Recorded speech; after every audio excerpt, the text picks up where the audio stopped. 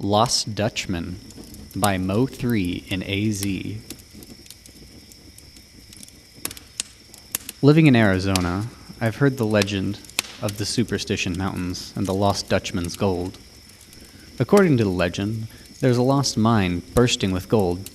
Many versions of this legend exist, but they all tell about the Dutchman who knew the location. At his deathbed, he told his neighbor the location. Everyone who's supposedly gone after the gold has either gone missing or met a shady death. I live in a city west of Phoenix, about 50 miles from the Superstition Mountains. I did my research on the area, read all the legends, studied all the maps. It seemed pretty well traveled, seeing that it's in a state park and has hiking trails. My motivation was curiosity rather than greed. I set out on Friday afternoon. I was to camp there for the weekend. Upon arrival, I grabbed my 9mm semi-auto out of the glove box and fixed my weapon to my belt. I had 2 magazines for it. Next, I grabbed my camping gear and provisions before starting to the campsite. I had enough supplies for a week, but only planned to stay for the weekend. The Arizona desert is home to heat and venomous creatures. As far as this area, there are snakes, scorpions, coyotes, and occasionally mountain lions. After I set up camp, I took a short hike around the area looking for signs of animal tracks and droppings. I returned to camp, ate a small dinner, and decided to turn in for the night. The desert is tricky. Hot during the day and freezing during the night. I woke up at 1 a.m. shivering. I checked my phone for the weather and saw I had no bars. My tent was illuminated briefly by the light of the screen. That's when I picked up on the noise. I grabbed my gun. I slowly turned off the safety and made my way to the tent's opening. The sound was distant. It sounded like 2 men, conversing in a Wild West sort of talk, along with the sound of 2 horses trotting. I couldn't make out what they were saying, but as soon as I showed my light in their direction, the noise stopped. I waited a while before going back inside and returning to bed. Sleep was restless.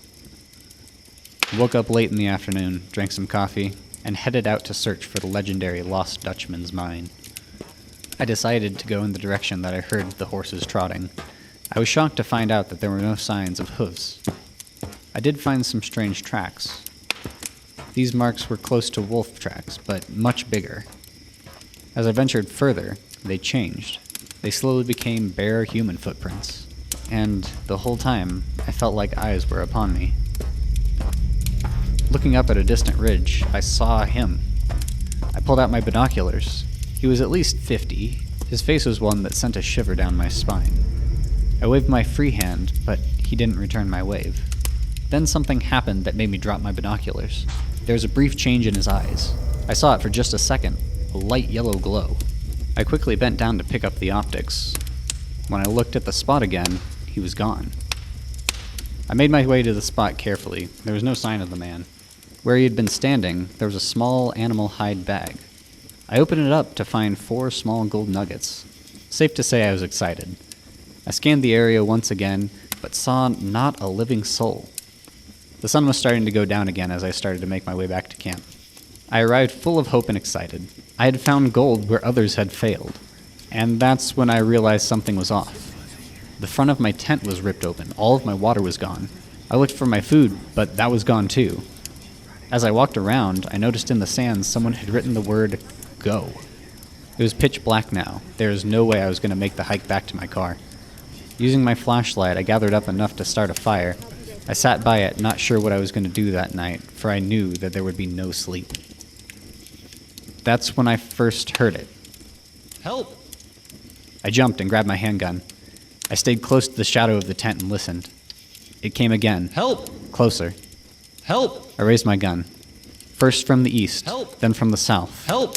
then east again. Help! He was all around Help! me. Help! Help! I yelled Help! back asking who was there, over and over.